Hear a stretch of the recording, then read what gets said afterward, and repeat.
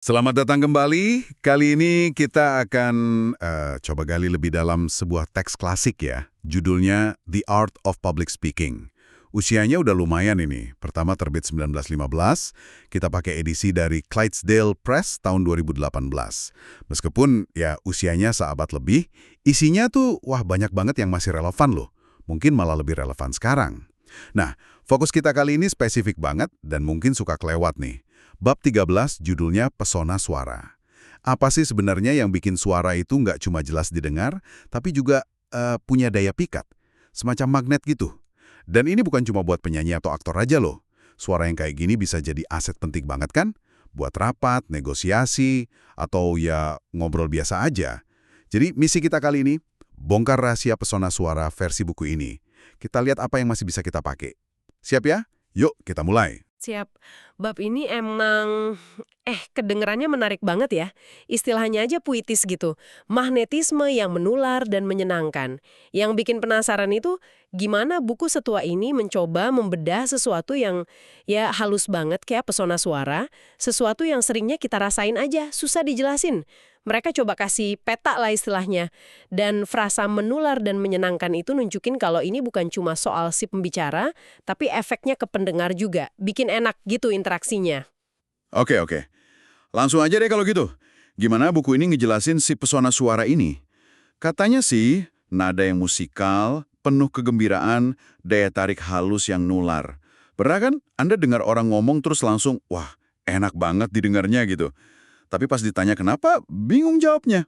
Nah, buku ini kayaknya mau kasih kita kosakatanya nih. Mau nunjukin apa sih elemennya? Nah, ini nyambung ke salah satu ide paling dasar di buku ini yang udah disebut di awal-awal, yaitu public speaking itu intinya pancaran diri si pembicara. Jadi pesona suara itu bukan sekedar katakanlah teknik polesan luah aja, bukan filter gitu. Teksnya bahkan bilang, cukup lugas sih. Sebagaimana seorang pria berpikir dalam hatinya, gitu kan? Demikianlah suaranya. Wah, dalam ya. Implikasinya kan ada hubungan langsung antara batin kita, pikiran, perasaan, karakter, sama kualitas suara kita. Itu dia. Koneksi karakter sama suara ini kayaknya jadi kunci banget di bab ini ya. Dan elemen teknis pertama yang disebut buat mencapai ini, yang menurut saya sering banget disalahpahami, itu resonansi nasal. Nah, ini penting nih. Resonansi nasal yang benar, katanya kayak penyanyi atau pembicara Prancis terlatih gitu, itu justru bikin suara jernih, terang, kayak ada ringnya. Justru kebalikannya dari yang kita bilang sengau atau bindeng, yang itu malah karena hidungnya mampet atau nggak dipakai optimal.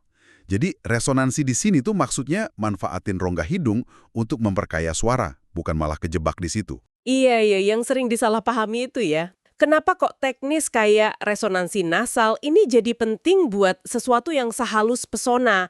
Kalau kita lihat konteks buku ini secara keseluruhan, bab-bab sebelumnya kan bahas soal penempatan suara, pernafasan, itu semua nekenin kesehatan fisik sebagai fondasi. Saluran hidung yang bersih, lancar, itu penting banget. Nggak cuma buat suara, tapi ya buat napas juga kan, itu bensinnya suara. Bukunya bahkan nyaranin loh, kalau ada masalah fisik kayak amandel bengkak, adenoid, polip gitu, ya ke dokter. Ini nyambung lagi ke ide tadi, kalau suara itu pancaran diri, ya hambatannya mesti dibersihin dulu dong biar pancarannya lancar. Jalurnya mesti bersih. Oh, jadi nyambung banget ya, antara teknis, kesehatan, sama kejelasan ekspresi. Terus dari yang teknis ini, buku ini geser ke sesuatu yang lebih personal ya, filosofis malah. Elemen kunci kedua, simpati dan cinta terhadap kemanusiaan. Saya kutip lagi deh, ini dalam soalnya. Jika Anda ingin memiliki pesona suara, kembangkan simpati yang dalam dan tulus untuk umat manusia. Cinta akan bersinar melalui mata Anda dan menyatakan dirinya dalam nada suara Anda. Wow, malah ada analogi burung kenari, mungkin lagunya manis karena dia bebas dari pikiran yang tercemar. Ini ide besar sih. Terus gimana dong buat kita yang, ya mungkin nggak ngerasa suci-suci amat tapi pengen suara lebih enak didengar? Iya, implikasinya emang gede dan mungkin agak gimana ya, menantang di zaman sekarang yang kadang sinis ini. Tapi dengan nyambungin pesona suara ke simpati dan cinta, buku ini negasin lagi argumen utamanya, suara itu cermin diri. Pesona ya berarti bukan trik vokal, tapi resonansi dari kualitas batin, kebaikan, tulus, empati yang asli. Karakter kita, kata buku ini, ya mau nggak mau bakal mewarnai suara kita. Bisa bikin bagus, bisa bikin jelek.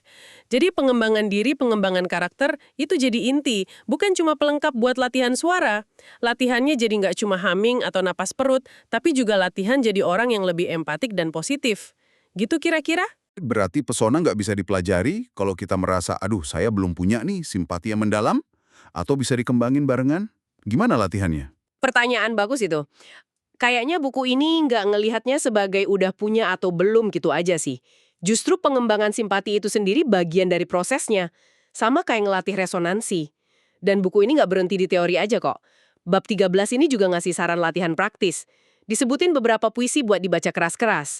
Ada La Allegro dari Milton, The Sea dari Barry Cornwall, The Lark dari Hogg, sama The Brook dari Tennyson. Oh menarik, puisi ya? Kenapa puisi? Ada tujuan spesifiknya kah dari puisi-puisi itu?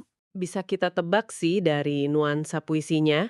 Misalnya allegro itu kan artinya orang gembira, isinya penuh keceriaan, cahaya, musik. Mungkin latihannya buat numbuhin nada suara yang cerah, musikal, semangat, kualitas yang disebut bagian pesona tadi.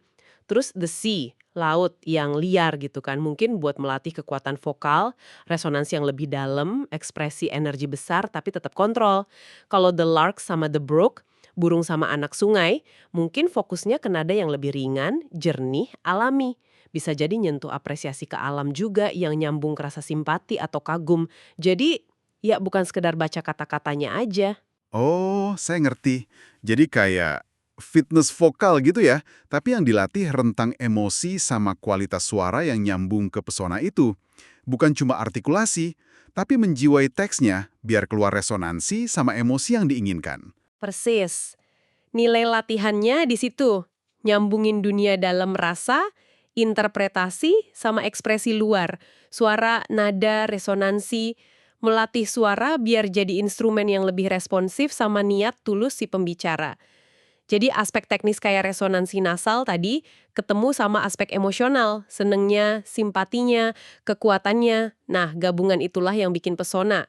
Dan ya, ini sekaligus ngingetin kita soal pentingnya latihan yang konsisten, yang ditekankan di banyak bagian buku ini. Nggak ada cara instan. Nah, ini jadi pertanyaan juga buat Anda yang dengerin. Selain baca puisi, gimana ya caranya melatih suara buat ekspresiin kualitas-kualitas ini, teknis dan emosional di obrolan sehari-hari? Mungkin pas cerita sesuatu yang Anda suka. Atau pas coba ngertiin orang lain. Poin bagus banget itu. Latihannya jadi bukan cuma buat tampil bagus, tapi menjadi lebih ekspresif dan nyambung. Oke, jadi kalau kita tarik benang merahnya dari bab 13 ini ya, pesona suara itu, menurut pandangan klasik ini, adalah gabungan dari satu, fondasi teknis yang oke, terutama resonansi yang jernih dan kebuka, khususnya nasal yang benar. Dua, kualitas batin yang kepancar keluar, kayak senang yang tulus, simpati ke orang, integritas karakter. Jadi bukan cuma lapisan luar, tapi getaran dari diri kita yang asli. Cara kita terdengar itu ya nyambung banget sama cara kita ada di dunia ini. Tepat. Pandangannya holistik banget soal suara. Bukan cuma alat mekanis, tapi perpanjangan diri. Ya, tentu kita bisa diskusi lagi ya, apa ini 100% berlaku di zaman sekarang, di mana kadang aspek performance lebih ditekankan. Tapi ide intinya, bahwa ketulusan, kondisi batin yang positif, itu cenderung bikin suara lebih enak didengar, lebih resonan secara alami, itu kayaknya masih relevan deh. Susah ngukurnya, tapi kita sering bisa ngerasain kan, tulus nggaknya orang dari suaranya? Betul, betul. Dan ini jadi relevan banget ya sekarang. Di era Zoom, podcast, voice note, suara kita sering jadi wakil utama diri kita, kadang tanpa dukungan bahasa tubuh lengkap. Punya suara yang gak cuma jelas, tapi juga ada pesonanya, hangat, percaya diri, empati, itu jadi makin penting kan? Buku ini walau udah seabad, kayaknya ngasih peta jalan yang oke buat itu. Tepat sekali. Kalau kita kaitkan lagi ke tujuan komunikasi efektif yang jadi inti buku ini kan, suara yang punya pesona itu fungsinya praktis banget. Dia bikin orang mau dengerin, bikin jembatan, bikin koneksi. Suara yang menawan itu bisa nurunin tembok pertahanan pendengar, bikin mereka lebih terbuka sama pesan kita. Bayangin deh pas negosiasi atau pas kasih feedback sulit. Suara yang tenang, simpatik, resonan itu bisa beda banget hasilnya dibanding suara yang tegang, datar, atau malah nyarang. Jadi, pesona suara ini bukan hiasan aja, tapi alat fungsional buat ningkatin dampak komunikasi kita di mana aja. Mau di panggung besar, mau ngobrol berdua. Wah, ini bener-bener buka wawasan ya. Jadi usaha ngembangin pesona suara ini bukan cuma soal biar kedengeran lebih bagus, tapi juga jadi komunikator yang lebih efektif. Dan mungkin pribadi yang lebih terkoneksi juga. Betul sekali. Pesona suara dalam kerangka buku ini ya, itu soal nyelarasin teknik vokal sama kualitas batin yang positif. Biar apa yang kita omongin nggak cuma didengar, tapi juga dirasain dan diterima lebih baik. Membangun trust lewat suara. Oke deh.